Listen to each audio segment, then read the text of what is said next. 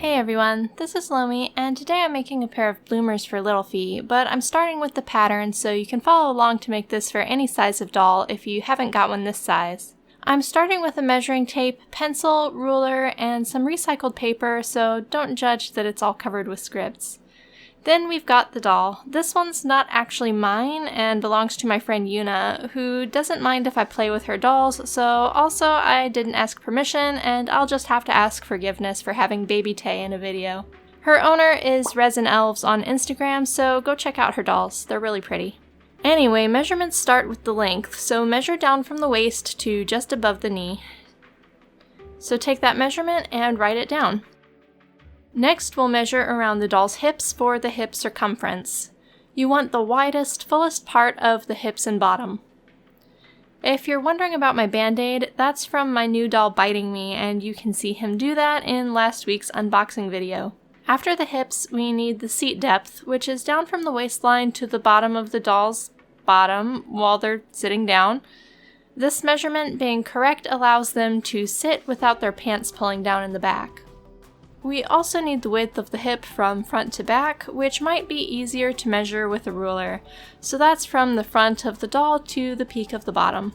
I forgot to mention I'm doing these measurements in centimeters because it's easier to do the math part when everything is easily divisible by 10, and math is what's next.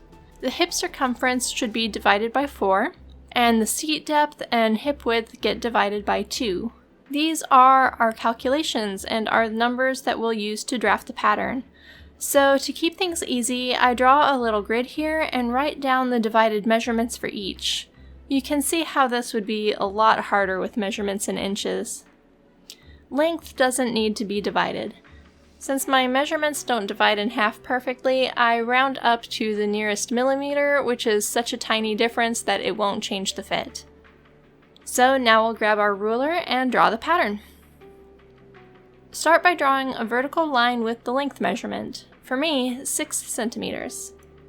Next, you'll draw a line across the top using the hip circumference calculation, 3.5 centimeters for me.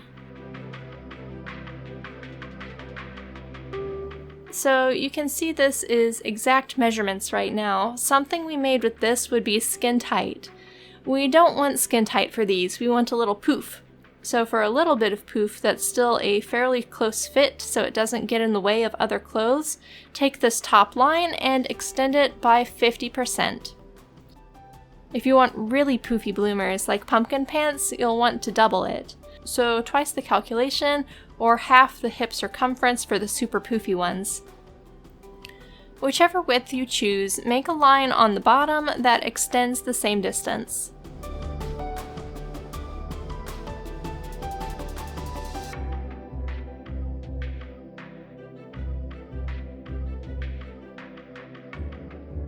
Then you can close that outside edge and we can start the crotch curve. For the curve, I'm not using any curvy rulers or anything. I'm going to show you how I use a straight ruler to find the curve shape today. So from the inner top corner where we started the pattern, measure down and mark the seat depth calculation, which is the 1.8 centimeters on my chart, and then mark the full seat depth measurement, 3.5 centimeters for me. Coming this far down is going to be what shows us how to shape that curve in a minute here. Now we need to determine how wide the curve will be, so come up to the top line again and mark the hip width calculation, 1.6 centimeters for me. We'll draw a line straight down from that, that's the full seat depth measurement, 3.5 centimeters, so we can join the bottom of that line with the mark on the front and get a nice rectangle to frame out our curve. Maybe you can see it already, how we're going to end up using the corner of this rectangle and that halfway mark to create our curve. Mark the seat depth calculation, 1.8 for me, on the other side of the rectangle so you can make sure everything is nice and straight. Connect the bottom corner of the rectangle on the inner line to the middle point on the other side of the rectangle. Then flip the ruler so the middle point on the inner line and the other bottom corner of the rectangle can be connected. This makes like an X shape. You can draw an X if you want, but we really only need the line from our first diagonal down to the left corner of the rectangle. So that gives us a really short little diagonal line, and halfway down that tiny diagonal line, there's our curve placement. Now we can round out the difference between the halfway point on the left side of the rectangle and the halfway point on this line, and from the halfway point on this line down to the bottom right corner of the rectangle. And we have a crotch curve that is the perfect depth for our doll. Ta-da! So that's our block all completed, but it's still going to need a seam allowance. There are lots of ways to do this that are the right way, like measuring out a 1/4 inch from every side and marking it, and that takes forever, and I don't really like it, even though it's doable.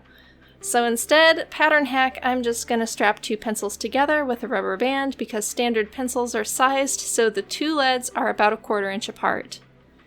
Then I just trace and fill in the corners because I'm lazy. You could also omit the seam allowance on the left there if you want to just cut out your bloomers pattern on a fold, but that's up to you. However, I want the top and bottom to have a rolled edge, so I need to double the seam allowance there to accommodate a double folded hem. Now the pattern's done and ready to go, so I cut out my fabric, and get some elastic for the waistband and legs. I don't use math for this, I do it the old-fashioned way, holding elastic around the doll's waist and thighs to see how long it needs to be, keeping in mind that the tightness I like will need to have a 1/4 inch added to each end, so there's room for seams. So wrap and cut for the waist, and 2 pieces for the thighs. Now we can sew. Since I cut mine as 4 separate pieces so I could use up some scraps of fabric that weren't quite wide enough for folded pieces, I start by sewing the sides of the front and back together for each half of the pants, and finish that edge with a zigzag stitch.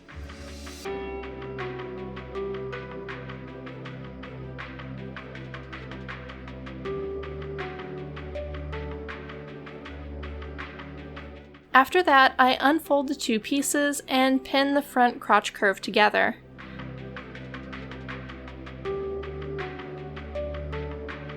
Sew around the curve and finish that edge too.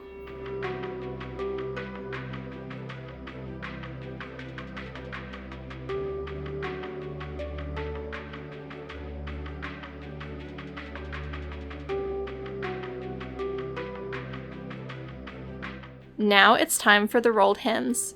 I want these to be wide enough for the elastic to go through, which means I check to make sure they're also wide enough for a safety pin to go through, so pulling the elastic will be easy. Otherwise, it's just a matter of folding the edge up once, then again, and then pin it.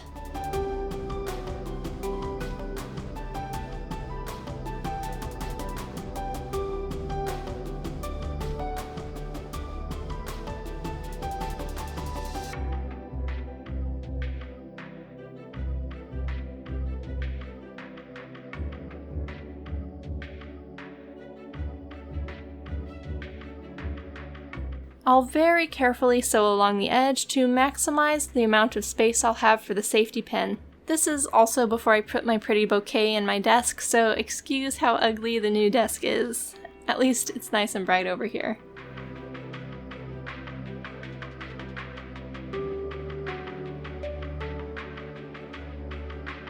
I sew the hem for both legs, then repeat the process to do the same thing along the waistband.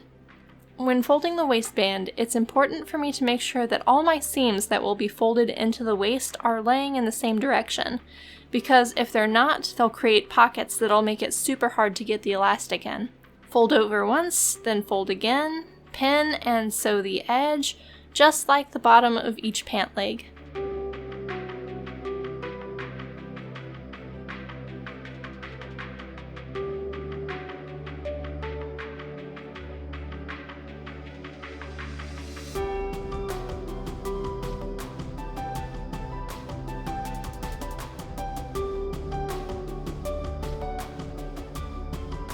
Now it's elastic time. I start with the legs, put a safety pin through the elastic, and use it to feed the elastic through the casing. I'm being really picky about how the corners lay, so I make them really square with tweezers, but that's kind of overkill and not necessary. Once the end of the elastic is right at the edge where I started, I pin it in place and then finish feeding the elastic through. When the other end of the elastic meets the other edge of the leg, I pin that too. Then I do the same thing for the other leg and the waistband.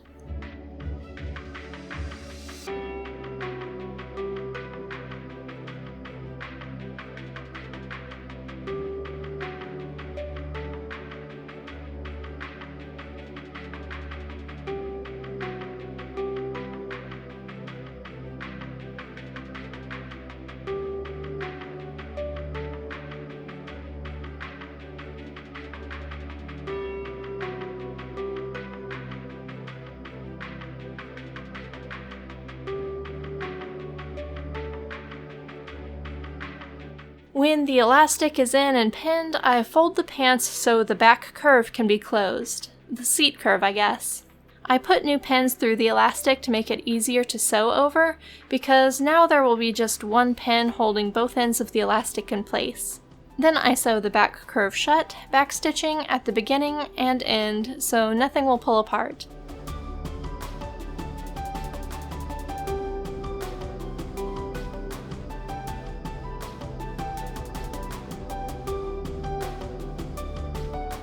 I finished the curve with a zigzag stitch, and then it's time to close the inseam of the pants.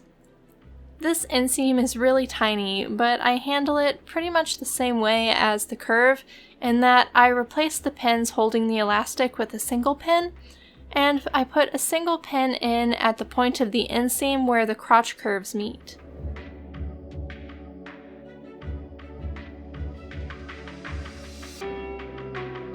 Then I sew the inseam shut, again backstitching at the beginning and end to ensure nothing pulls apart, and also to make it extra strong where that elastic is.